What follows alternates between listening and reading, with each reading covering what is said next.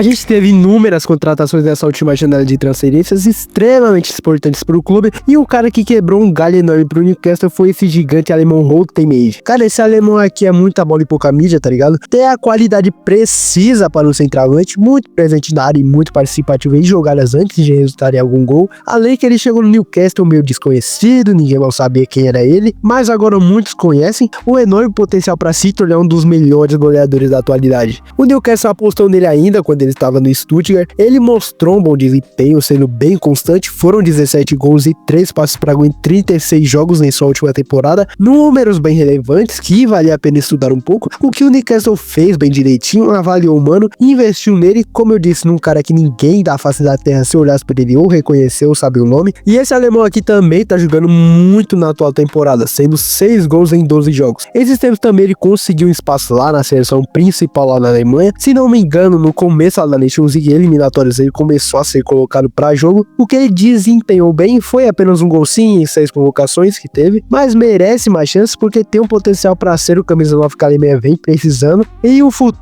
não muito longe, um possível artilheiro da PL. Fala tu, eu sou o Carlos, apresentador desse canalzinho aqui, nesse projeto, e se tu quer me apoiar, boy, eu te peço o teu like, somente isso, e no final, se tu gostar do conteúdo, considere se inscrever, porque aqui é conteúdo sobre a bola quase que todo dia, beleza? Tem outro gigante aqui, só que agora italiano, vulgo Donnarumma, que é um monstro no gol. Desde que ele saiu lá do PSG pro City, ele vem mostrando bom rendimento, boas atuações e muitas boas defesas, sendo importante pro Manchester City ficar mais seguro em relação a tomar gols, já que o Ederson, que agora tá lá no Galatasaray, ele falhava muitas vezes, saía quando não deveria sair, dava bobeira em alguns lances, e meio que o City se cansou disso, viu o que o Donnarumma vinha fazendo pelo PSG, principalmente lá na temporada passada, que foi melhor que diamante pro clube, e o Tubarão de Manchester não perdeu tempo, o contratou por 30 milhões de euros, até que bem barato para um goleirão igual o Donnarumma, com um currículo de grandes defesas, mas tá ok, porque mesmo assim o cara é uma muralha no City, desde que começou a jogar ele virou titular a primeira vez, ele fez umas boas defesas, assim, de tirar o fôlego, defesas extremamente difíceis, e vem tendo muito boas atuações, tanto que virou titular já absoluto no time. Como eu disse, ele passa segurança pro gol do City, já que é muita técnica envolvida ali. Agora indo pro Liverpool, temos a recém-contratação do francês, o Hugo Ekitike. Se tu não lembra desse cara, eu vou refrescar em sua memória, ele já foi jogador do PSG lá em 2022, PSG mesmo naquele elenco de Mbappé, Messi, Neymar, só que como ele mal entrava, mal tinha minutos, ele foi emprestado ao Frankfurt lá da Alemanha na temporada 24-25 e foi no Frankfurt que ele começou a ter um destaque maior, tá ligado? Começou a chamar a atenção de clubes pela sua dedicação em campo, bons desempenhos, tanto que marcou 22 gols e 12 assistências em 48 jogos. Números bons, ajudando o Frankfurt um pouco lá na Bundesliga, lembrando que isso aqui foi só o empréstimo dele, tá? De apenas uma temporada, porque na temporada seguinte, aqui estamos atualmente a 25-26, temos ele sendo contratado pelo Liverpool por uma bala violentíssima de 95 milhões de euros. Seu futebol veio pro Liverpool como uma promessa de bom centroavante, o que ele conseguiu mostrar bem até agora. São 11 jogos e 5 gols e uma assistência, marcando logo na sua estreia na PL e nos seus outros jogos mais, sendo bem participativo no jogo do Liverpool, que tá enfrentando algumas dificuldadezinhas bem pequenas nessa temporada,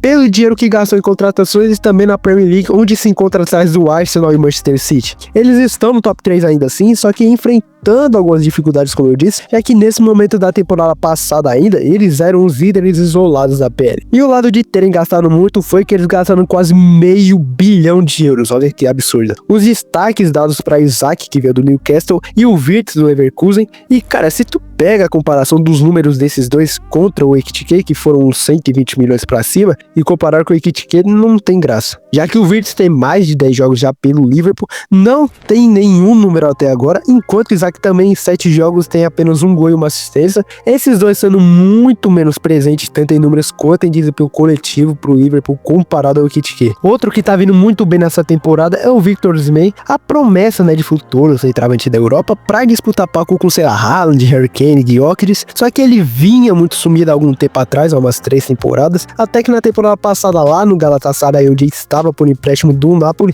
ele voltou voando, foram 37 gols e 8 assistências em 41 jogos, jogos, uma baita temporada lá na Turquia, voltou a ser comentado nas mídias, já que ele estava muito esquecido desde a sua boa fase lá no Napoli. E nessa temporada o Galatasaray decidiu contratar o Osimhen em definitivo por 75 milhões de euros, mais os bônus de meta. Fez uma boa contratação sim, já que ele vem de uma boa fase e parece que vai manter essa temporada, porque até agora são 3 gols em 7 jogos, mantendo o Galatasaray em primeiro lugar lá na tabela da liga, sendo o cara do time e de sua seleção, onde Emil carrega ela sozinha nas costas. Ele tem ainda muito potencial para ficar em um gigante da Premier League ou La Liga, onde em campeonatos são mais pegados e dão muito mais relevante do que a Turquia, né? Onde ele pode voltar a ser falado pela boca do povo, ser definitivamente um nome de respeito, e bora ver, né, o que rola nessa temporada para ele, porque tem muita lenha para queimar ainda. Estamos chegando aqui no final da lista, esse é o penúltimo jogador, mas antes, cara, eu te peço de novo mais uma vez, caso tu tenha esquecido, para você deixar o teu like para ajudar meu trampo aqui, e comenta ideias de vídeos que você quer que eu traga, listas, opiniões, editoriais, sei lá, e não se esquece de passar lá na aba shorts do canal, porque, cara, tem vídeos curtos quase todo dia, valeu? Até porque o cara da vez é o holandês Writings. Esse cara aqui, eu fiquei atento quando o City anunciou sua contratação por alguns motivos, por 55 milhões de euros, tirando ele lá do Milan, e o motivo de me ficar de olho foi porque eu comecei a assistir mais os jogos do Milan na temporada passada, não foi melhores momentos nem nada, foi jogo completo do início ao fim, onde eu vi esse cara jogar muita bola, um excelente meia central, uma ótima qualidade com a bola nos pés, mesmo com o Milan tendo muitas dificuldades na temporada passada, ele se manteve firme, fazendo 15 gols e 5 assistências em 57 jogos. Números bons, ótimos, mantendo desempenho regularmente toda a temporada, servindo de pilar pro Milan lá na meia, onde o venderam pro City para conseguirem contratar o Modric nessa temporada. E cara, no City ele já tá mostrando pra quem veio, pra ser o substituto do meio que do De Bruyne ali na meiuca. Na sua estreia contra o Tottenham na segunda rodada, ele já mostrou ótima qualidade, consegue criar jogadas facilmente, tanto que a jogada do gol, do primeiro gol do City, foi do Haaland, foi dele mandando uma cobertura pro companheiro que deu uma assistência pro gol, mas com jogada sendo completamente construída pelo Wrights. Além que ele outro lance onde realmente ele deu assistência ali pro Haaland e ainda guardou seu golzinho no jogo. Uma baita de estrela e estreia também. E atualmente são 1 gol e 3 assistências em 12 jogos pelo Tubarão. Tem uma boa frequência, ajuda tanto defensivamente quanto ofensivamente, onde manda muito bem. Além, cara, que começou a ser titular lá na seleção holandesa, onde da mesma forma vem se destacando. Finalmente chegamos aqui no último jogador e o da vez é o brasileiro Matheus Cunha.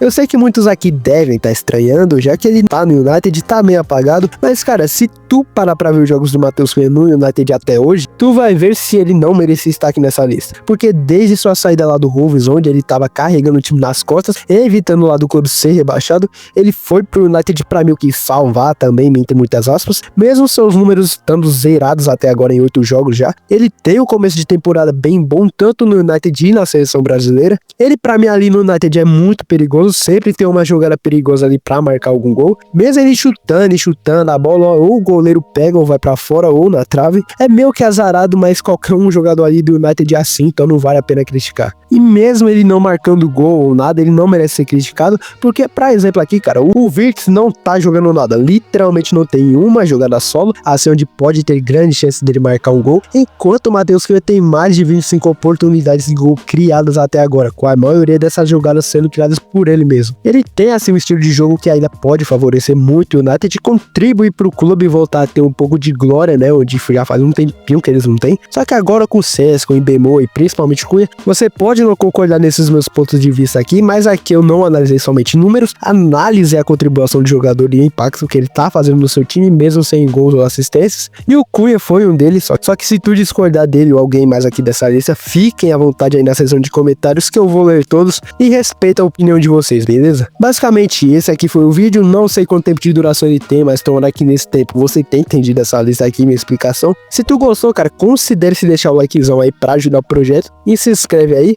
porque eu tô fazendo muito planejamento aqui pra esse canal no futuro, um deles inclusive postar de 3 a 4 vídeos longos só na semana, e isso só é possível com a ajuda de vocês. Eu sou o Carlos e meu muito obrigado aqui pela sua atenção, valeu, é nóis, tamo junto, até o próximo vídeo.